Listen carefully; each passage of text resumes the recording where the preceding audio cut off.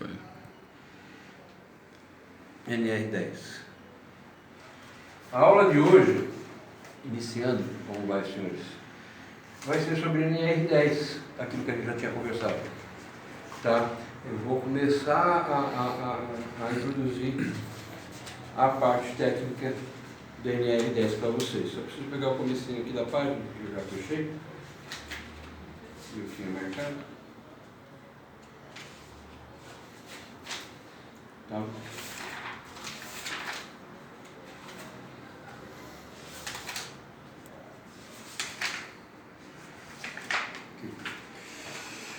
Riscos, a gente vai falar sobre riscos elétricos. Risco em instalação de serviço de eletricidade.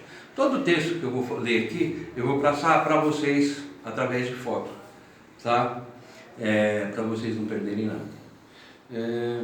Risco em instalações de serviços com eletricidade. Há diferentes tipos de riscos devido aos efeitos da eletricidade no ser humano e no meio ambiente. Os principais são choque elétrico, o arco elétrico, a exposição aos campos eletromagnéticos e o incêndio. Nesse módulo você vai descobrir como a eletricidade pode causar tantos males. Exemplo de choque elétrico. Hoje, com o domínio da ciência da eletricidade, o ser humano usufrui de todos os seus benefícios. Construídas as primeiras redes de energia elétrica, tivemos vários benefícios, mas apareceram também vários problemas de ordem operacional. Sendo o mais grave o choque elétrico. Atualmente os condutores energizados perfazem milhões de quilômetros. Portanto, aleatoriamente o efeito ruptura ou fissura da isolação aparecerá em algum lugar, produzindo um potencial de risco ao choque elétrico. Como a população atual da Terra é enorme, sempre haverá alguém perto do efeito e o acidente será inevitável. Portanto, a compreensão do mecanismo do efeito da corrente elétrica no corpo humano é fundamental para a efetiva prevenção e combate ao risco proveniente do choque elétrico, em termos de risco fatais. O choque elétrico, de um modo geral, pode ser analisado sob dois aspectos. Corrente de choque de baixa intensidade, proveniente de acidente com baixa tensão, sendo o efeito mais grave a considerar as paradas cardíacas e respiratórias. Corrente de choque de alta intensidade, proveniente de acidentes com alta tensão, sendo efeito térmico mais grave, isto é, queimaduras externas e internas no corpo humano.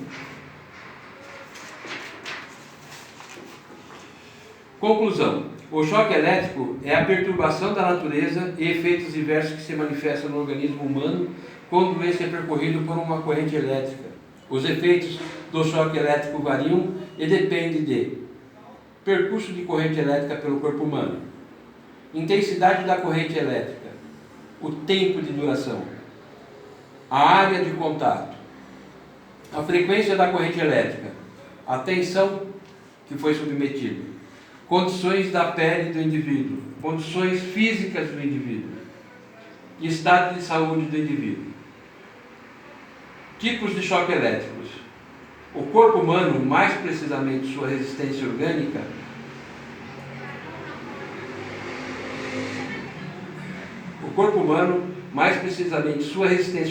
à passagem de corrente, é uma impedância elétrica composta por uma resistência elétrica, associada a um componente com um comportamento levemente capacitivo. Assim, o choque elétrico pode ser dividido em duas categorias. O choque estático é obtido pela descarga de um capacitor ou devido a descarga eletrostáticas. Nota: descarga estática é o efeito capacitivo presente nos mais diferentes materiais e equipamentos com os quais o homem convive. Um exemplo típico é o que acontece com veículos que se movem em climas secos. Com o movimento, o atrito com o ar gera carga elétrica que acumula ao longo da estrutura externa do veículo. Portanto, entre o veículo e o solo passa a existir uma diferença de potencial. Dependendo do acúmulo das cargas, poderá haver o perigo de faiscamento ou de choque elétrico no instante em que as pessoas descem ou tocam no veículo. A gente vê muito isso com caminhões tanques. Se você observar o caminhão tanque, antes de descarregar, ele tem um dispositivo, um cabo de aterramento que ele pega, tira do caminhão e descarrega numa estrutura, num ponto de aterramento no posto de gasolina, tá? Para anular esse efeito de energia estática, senão pode ocorrer uma explosão ou um incêndio na hora da descarga, tá? Isso é bem visível. Se consegue, se vocês não tiverem ideia de como isso ocorra, é só entrar no Google, no YouTube e procurar essa matéria aqui. Essa matéria é bem corriqueira, ok? Choque dinâmico é o que ocorre quando se faz contato com elementos energizados. Esse choque se dá devido ao toque acidental nas partes vivas do condutor, toque em partes condutoras próximas a equipamentos e instalações que ficaram energizadas acidentalmente por efeito fissura ou rachadura na isolação. Esse tipo de choque é o mais perigoso, porque a rede de energia elétrica mantém a pessoa energizada, ou seja, a corrente de choque persiste continuamente. O corpo humano é um organismo resistente que suporta bem o choque elétrico nos primeiros instantes, mas com a manutenção da corrente passando pelo corpo, os órgãos internos vão sofrendo consequências. Isto se dá pelo fato de o choque elétrico produzir diversos efeitos no corpo humano, tais como elevação da temperatura do órgão devido ao aquecimento produzido pela corrente de choque,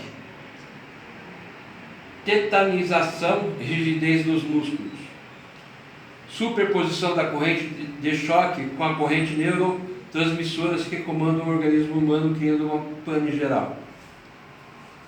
Isso é no cérebro, tá, gente? Efeito de eletrólise, mudando a qualidade do sangue, comprometimento da respiração, prolapso, isto é, deslocamento dos músculos e órgãos internos de sua devida posição, comprometimento de outros órgãos, como os rins, cérebros, vasos, órgãos genitais e reprodutores. Muitos órgãos aparentemente sadios só vão apresentar sintomas devido aos efeitos da corrente de choque muitos dias ou meses depois, apresentando sequelas que muitas vezes não são relacionadas ao choque, em virtude do espaço de tempo decorrido, desde o acidente. Os choques dinâmicos podem ser causados pela tensão de choque ou pela tensão de passo. Veja bem, eu sempre falo para vocês que quando a gente vai trabalhar com energia elétrica, a primeira coisa que a gente tem que fazer é verificar se tem a possibilidade de desligar tudo, tá? Para a gente não correr o risco. Pela quantidade de coisas que eu falei aqui para vocês viram que o risco é grande, tá? Por mais que fale, mas foi um choquezinho, ou só foi um susto, tal, mas existe uma sequela, tá? E essa sequela pode vir a aparecer muito tempo depois, tá? Com anos de profissão vem aparecer algum tipo de sequela e provavelmente vem desse tipo de choque, tá? O pessoal não associa Alzheimer e outras doenças cerebrais com choque de energia elétrica, mas também pode ocorrer, porque ele diz aqui que quando a gente sofre uma pane elétrica, a gente também sofre uma pane com os neurônios, né? Com as descargas elétricas que a gente tem no nosso cérebro, tá bom? Por enquanto, por hoje, seria importante vocês entenderem até essa parte. Eu vou mandar umas fotos para vocês e na próxima aula a gente continua, tá? Em cima da tensão do choque. Ok?